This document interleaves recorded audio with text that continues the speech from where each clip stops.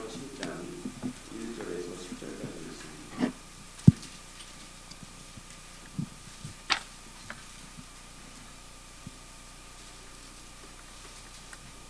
히브리서 7장 1절에서 10절까지 말씀이 한 절씩 교도하신 후에 마지막 절을 묵도하겠습니다.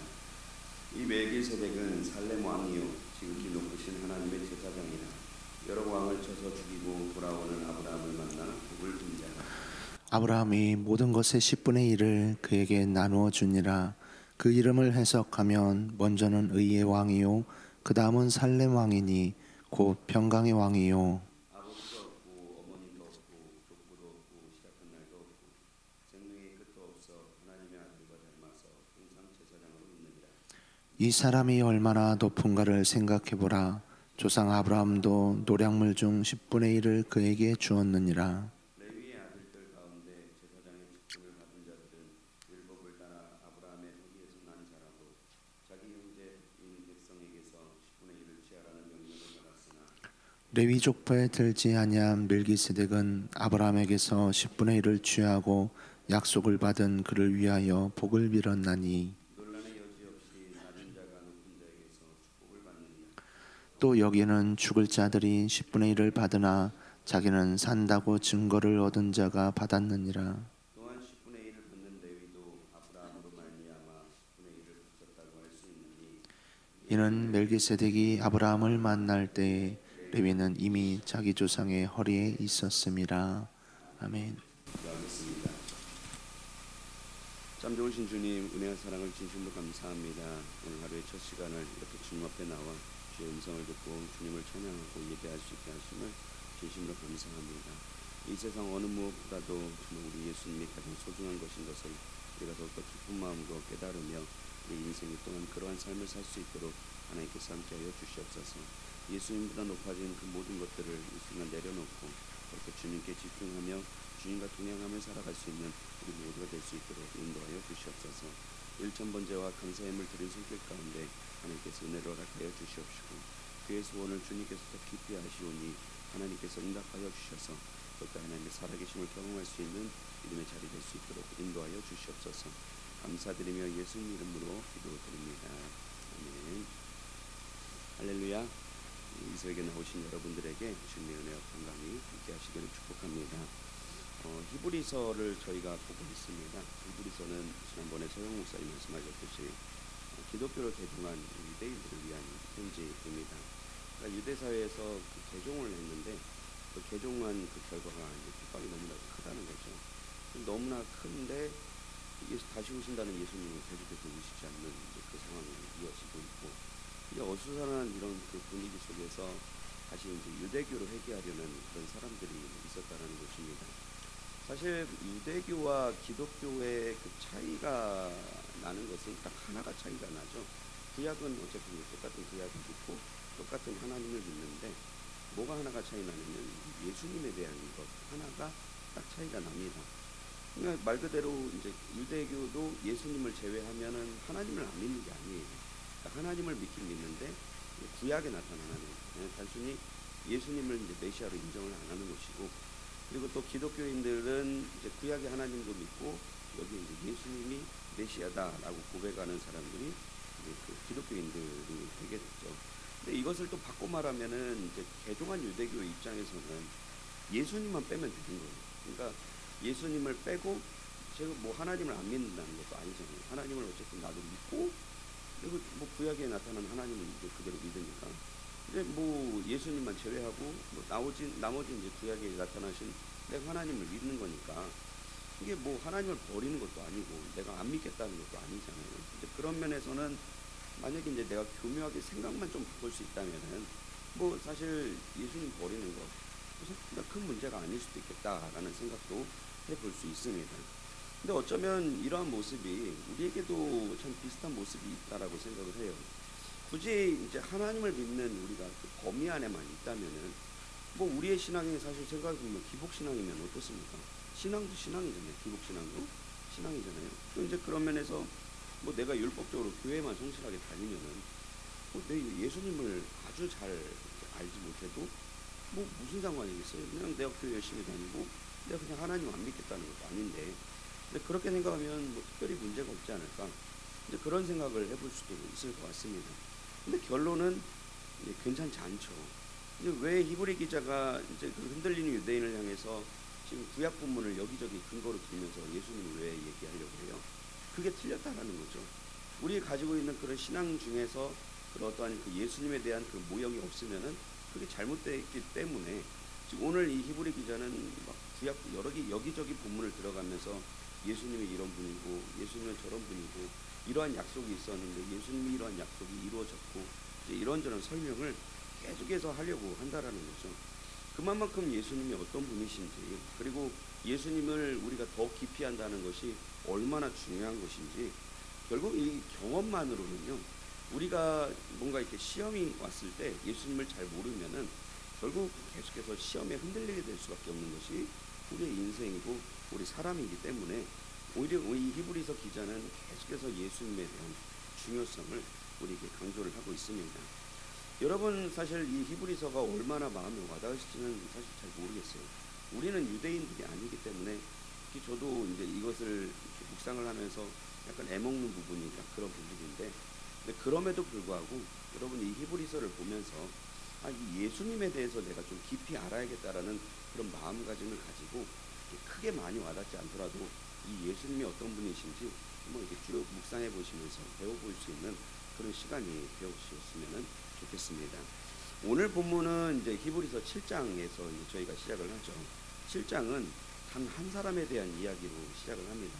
이 사람의 이름은 멜기세덱이라는 사람 이름입니다. 아마 성경을 좀 깊게 파보신 분은 이 사람을 좀 어느 정도 아실 수도 있어요.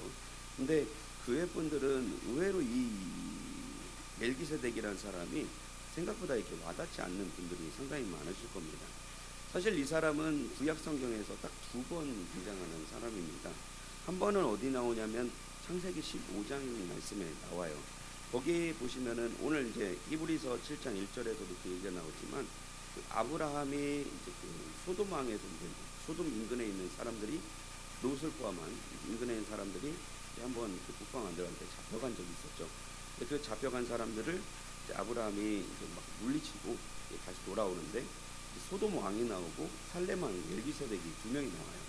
그래서 소돔 왕은 이제 왔을 때 이제 내 걸 좀 다시 달라 뭐 약간 이런 식으로 이렇게 뉘앙스로 비쳤다면 이 멜기세덱은 이제 떡과 포도주를 가지고 와서 대접도 해주고 하다 보니까 아브라함이 이 사람에게 11조를 주었다라는 딱 그 본문 하나가 나옵니다. 근데 이때 당시에도 여러분 나중에 창세기를 보시면 아시겠지만 멜기세덱이 굉장히 좀 신기한 사람으로 등장을 합니다. 여러분 그 살렘 왕이 어디냐면 그 예루살렘을 얘기하는데 그 당시에 예루살렘은 이스라엘과 전혀 상관없는 도시 국가였어요. 그러니까 이 살렘 왕이 나오면은 결국 이 살렘 왕은 뭐 그냥 수많은 가나안 왕 중에 하나인데 근데 이 사람을 지금 성경에서는 특히 창세기에서 뭐라고 표현하냐면은 지극히 높으신 하나님의 제사장이라고 그렇게 얘기합니다. 그러면 이제 우리가 좀 궁금하죠. 아니 도대체 이 사람이 그 가나안 왕인데 어떻게 하면 하나님을 또 만날 수 있었으며 어떻게 또 하나님의 제사장이 됐을까? 그거는 성경에선 전혀 등장하지 않은 채로 그냥 지극히 높으신 하나님의 제사장이고 이 사람이 살렘 왕이다. 이렇게 하고 창세기가 끝나버려요. 어쨌든 굉장히 좀 신비한 인물로 등장을 합니다. 그리고 두 번째로 나오는 장이 어디냐면 시편 110편에 한 번 더 등장을 합니다. 근데 이 시편 110편은 아마 여러분 이제 시편 110편을 보시면은 이거 예수님 이야기구나 하면서 많이 보셨던 그런 내용들이 많아요. 다윗의 시인데 그 다윗이 그 자신의 주 그러니까 그 나중에 메시아가 이런 분입니다라고 이제 그런 시를 적어놓은 게 있는데 근데 그 시의 내용 중에서 그 얘기가 있어요. 그러니까 이 메시아가 어떤 분이냐면 멜기세덱의 서열을 따라 영원한 제사장이다. 이제 이런 표현이 시편 하나에 더 등장을 하는 것을 볼 수 있습니다. 여기서도 그 멜기세덱은 굉장히 신비한 사람으로 비춰져요. 여러분 그 다윗의 시가 쓰여질 그 당시에도요 제사장은 원래 어디 지파 사람이냐면은 레위 지파 사람이어야 돼요. 그러니까 그 다윗 시대조차도 아시잖아요. 그 여기 성전을 지어놓고 성전의 그 성가대도 레위 사람이었고 그리고 거기서 제사를 집례하는 것도 마찬가지로 레위 사람이어야 했습니다. 그래서 제사장은 원래 레위 사람으로 계속해서 이제 나타나게 되어 있습니다. 근데 그때 당시에 지금 다윗이 고백하는 이 멜기세덱은 뭐냐면은 율법을 뛰어넘는 거예요. 그러니까 율법에는 분명히 레위 사람만 제사장을 하게 되어 있는데 이 멜기세덱이라는 사람은 레위 사람도 아닌 게 오히려 율법을 뛰어넘어서 굉장히 초법적인 그런 제사장으로 이제 등장을 하고 있는 것을 볼 수가 있어요. 이제 그러다 보니까 예수님 당시에도 예수님 살고 계셨던 그 유대 당시에도요, 이 멜기세덱이라는 존재를 사람들이 모르질 않았습니다. 그러니까 구약에서는 두 번밖에 등장을 안 하는데도 너무나 신비적인 인물이다 보니까 이 사람을 그 유대교 전통에서도 굉장히 좀 뭔가 이렇게 신적인 인물로 이렇게 떠받드는 그런 풍토가 있었어요. 그리고 사마리아 전통에서도 마찬가지로 이 멜기세덱이라는 사람을 굉장히 뭔가 있는 이제 그런 사람으로 사람들이 인식이 다 그렇게 생겼었어요. 그런 인식 속에 있는 그 사람들을 향해서 지금 히브리 기자가 이렇게 꺼내는데, 그렇다면 왜 이 히브리 기자는 이런 멜기세덱의 이야기를 유대인들에게 이렇게 이야기하려고 하는 거냐면은 결국 우리의 대제사장, 그러니까 우리가 지금 믿고 있는 대제사장이신 예수님이 이 멜기세덱과 관련이 있다라는 거예요. 그러니까 예수님이 어떤 존재인지를 지금 설명을 하다 보니까 이 멜기세덱을 꺼냈는데, 이 멜기세덱과 연관지어서 오늘 본문에서 말하고자 하는 것은 두 가지를 지금 예수님에 대한 이야기를 하고 있는 것을 볼 수가 있습니다. 그 중에 첫 번째로 이제 이 멜기세덱과 관련해서 뭘 얘기하냐면요, 이 구약에 있는 이 멜기세덱의 이 모습이 신약의 그 예수님과 닮았다라는 것을 지금 이야기하고 있는 거예요. 이걸 바꿔 말하면은 그 신약의 예수님은 예수님의 예표를 구약의 그 멜기세덱이 이미 지금 하고 있다라는 것을 보여줍니다. 여러분 그 히브리서 성경 말씀 1절 2절 말씀 보시면은 오늘 이 내용이 이제 좀 헷갈리시니까 한번 말씀을 한번 먼저 보도록 하겠습니다. 1절 2절 말씀 보시면 이렇게 이야기하죠. 이 멜기세덱은 살렘 왕이요 지극히 높으신 하나님의 제사장이라. 여러 왕을 쳐서 죽이고 돌아오는 아브라함을 만나 복을 빈 자라. 아브라함이 모든 것의 10분의 1을 그에게 나누어 줍니다. 여러분 여기까지는 일단 창세기에 관련된 이야기입니다. 창세기에 이대로 나와요. 근데 이 2절 뒷부분을 보시면은 창세기의 이야기가 나오는 중에 히브리 기자가 굳이 강조하려고 하는 첫 번째 사실이 하나가 나오는데, 그게 뭐냐면은 멜기세덱의 이름과 직분이 지금 굉장히 강조되고 있어요. 그래서 2절 말씀 뒷부분 보시면 이렇게 얘기하죠. 그의 이름을 해석하면 첫 번째는 뭐예요? 의의 왕이다. 그리고 나서 살렘 왕이니 살렘 왕의 뜻은 뭐예요? 평강의 왕이다. 이렇게 이야기하고 있습니다. 자, 그렇다면 이제 첫 번째로 강조하는 게 뭡니까? 멜기세덱의 이름의 뜻은 의의 왕이라는 뜻이에요. 그리고 살렘 왕의 뜻은 평강의 왕이라는 뜻이에요.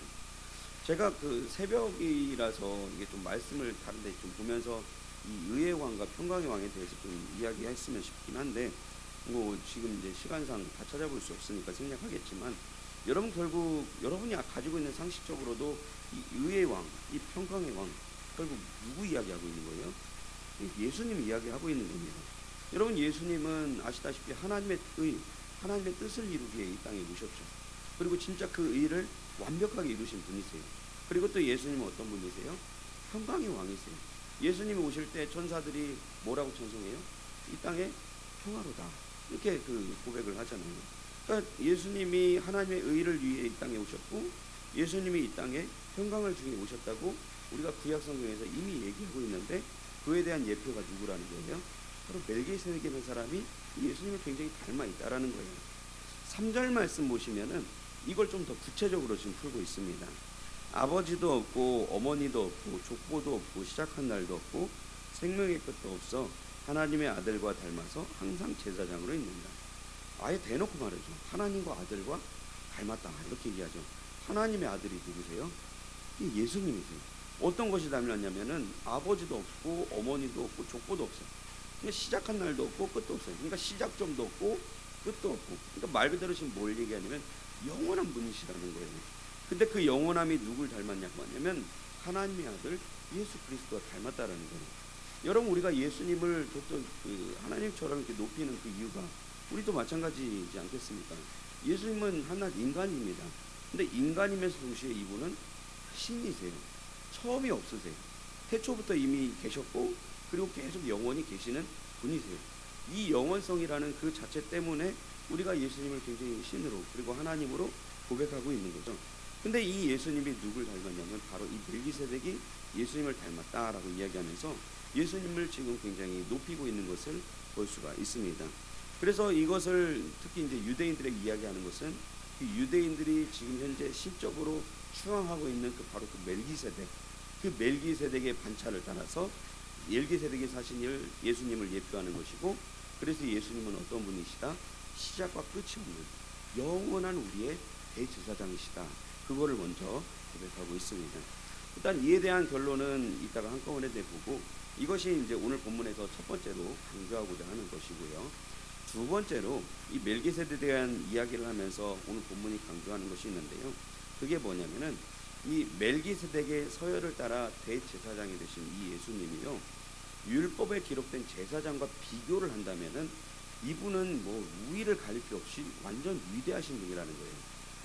말 그대로 그 너희가 믿고 있는, 너희가 알고 있는 대제사장이 이 예수님이 이 대제사장이신 예수님과 비교했을 때에 비교가 안 되게 잽이 안 된다는 그 얘기를 지금 4절 말씀부터 하고 있는 것을 볼 수가 있습니다. 자, 이 관점에서 여러분 4절부터 10절까지를 한번 쭉 보세요. 이 내용이 이제 그 내용이거든요. 4절 말씀 먼저 보겠습니다. 자, 이 사람이 얼마나 높은가를 생각해 보라. 여기서 이 사람이 여러분 누구세요? 멜기세덱이죠. 그러니까 이 사람이 얼마나 높은가를 생각해 보래요. 그러면서 하는 얘기입니다. 조상 아브라함도 노량물 중 10분의 1을 그에게 주었느니라 라고 이야기합니다. 그러니까 멜기세덱이 얼마나 높은지 보라고 하면서 뭘 이야기하냐면 아브라함이 멜기세덱이 준 그 11조만 봐도 그렇다. 이제 그 얘기를 시작을 하는 거죠. 여러분 그 11조는 원래 율법에 기록된 내용입니다. 그리고 이제 이스라엘 백성들은 율법상으로는 레위 지파 중에 제사장에게 11조를 주게 되어 있습니다. 이제 그게 지금 5절 말씀에 나오는 얘기인데, 레위의 아들들 가운데 제사장의 직분을 받은 자들은 율법을 따라 아브라함의 허리에서 난 자라도 자기 형제인 백성에게서 10분의 1을 취하라는 명령을 받았으나 라고 이야기합니다. 말이 좀 헷갈리시길 할 텐데, 이 5절 말씀은 이제 두 가지를 일단 담습니다. 그 율법에 의하면은 어떻게 해요? 다른 지파들은 이 레위 지파 제사장에게 와서 11조를 내고 축복을 받게 되어 있습니다. 그러니까 이게 이 율법에 일단 그 나왔다는 거예요. 율법에 이제 그 기록이 돼 있다는 거예요. 근데 이 5절 말씀에 강조점이 하나가 더 있는데, 그게 뭐냐면은, 자, 이제 얼핏 보면은 이 11조를 받고 축복을 받는 것은 자기보다 높은 사람한테 받아요, 낮은 사람한테 받아요? 당연히 높은 사람이 받죠. 그러니까 내가 머리를 들이밀어도 이 사람이 영적으로 좀 높다고 생각하니까 들이미는 거지, 그냥 아무한테나 그렇게 하는 것은 아니잖아요. 이제 그런 면에서 봤을 때는 그 레위 지파와 다른 지파를 비교했을 때 뭔가 겉으로 봤을 때는 이 다른 지파가 레위 지파한테 축복도 받고 11조를 주는 것을 보면은 레위 지파가 얼핏 보면 그냥 높아 보인단 말이죠. 율법상으로도 그렇게 하고 있으니까. 근데 이게 5절 말씀 보시면은 이게 아무리 레위 지파가 높아 보인다 해도 이 사람의 그 선조가 누구예요? 아브라함이에요. 타 지파의 선조도 누구예요? 아브라함이에요. 결국 레위 지파도 아브라함의 후손이고 타 지파도 아브라함의 후손이에요. 그러니까 아무리 레위 지파가 높아도 누가 더 높아요? 아브라함이 더 높아요. 근데 이제 이 아브라함이 더 높은데, 이 높은 이 아브라함을 가지고 이제 또 6절 말씀은 뭐라고 이야기하냐면 이렇게 이야기하죠. 레위 족보에 들지 아니한 멜기세덱은 아브라함에게서 10분의 1을 취하고 약속을 받은 그를 위하여 복을 빌었나니 라고 이야기합니다. 자, 그럼 서열을 한번 생각해 보세요. 다른 지파가 레위 지파에게 복도 받고 11조도 냅니다. 그렇게 생각하면 레위 지파가 높은 것 같은데, 근데 사실 레위 지파보다는 좀 아브라함이 더 높은 거죠. 왜냐하면 선조니까, 조상이니까. 근데 이 조상이 또 누구한테 11조를 내고 있어요? 멜기세덱한테 지금 11조를 내고 있어요. 여러분, 그렇다면 이 제사장 계열만 한번 생각을 해봐도 레위 지파 제사장이 높아요, 멜기세덱 제사장이 높아요? 이건 당연히 말할 필요가 없습니다. 멜기세덱 제사장이 훨씬 높은 겁니다. 지금 이제 그런 얘기를, 그래서 이제 7절에 이렇게 얘기하는 거예요. 논란의 여지 없이 낮은 자가 높은 자에게서 축복을 받느니라 라고 이야기하면 결국 누가 높은 거예요? 멜기세덱 반차가 훨씬 높은 거죠. 또 8절 말씀 뭐라고 이야기합니까? 여기는 죽을 자들이 10분의 1을 받았으나 저기는 산다고 증거를 얻은 자가 받았느니라. 여러분, 레위 지파 사람들은요, 아무리 잘났어도 사람입니다. 그러면 결국 죽을 수밖에 없게 돼 있어요. 그러면은 죽은 사람에게 낸 그 11조가 낫겠습니까? 아니 영원하신 대제사장이 멜기세덱한테 11조를 내는 것이 훨씬 낫겠습니까? 당연히 영원하신 그 제사장에게 11조를 드리는 게 훨씬 낫고 축복을 받는 것이 훨씬 나은 겁니다. 이제 9절 10절 말씀도 비슷한 얘기죠. 10분의 1을 받는 레위도 아브라함으로 말미암아 10분의 1을 바쳤다고 할 수 있나니 이는 멜기세덱이 아브라함을 만날 때에 레위는 이미 자기 조상의 허리에 있었습니다. 이건 뭘 얘기합니까? 레위 지파가 10분의 1을 11조를 받고 있는데, 근데 더 웃긴 것은 이렇게 만약에 생각을 해본다면 레위인도 11조를 낸 거예요. 누굴 통해서? 아브라함이 냈으니까 그 후손도 결국 11조를 낸 모양새가 되는 거잖아요.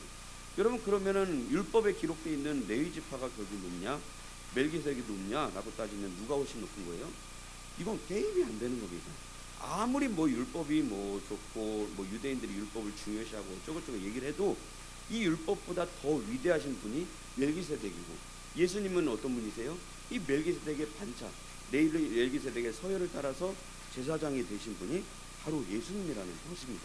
그런 면에서 봤을 때 이 유대인들에게, 개종한 유대인들에게 전하는 것은 결국 뭐예요?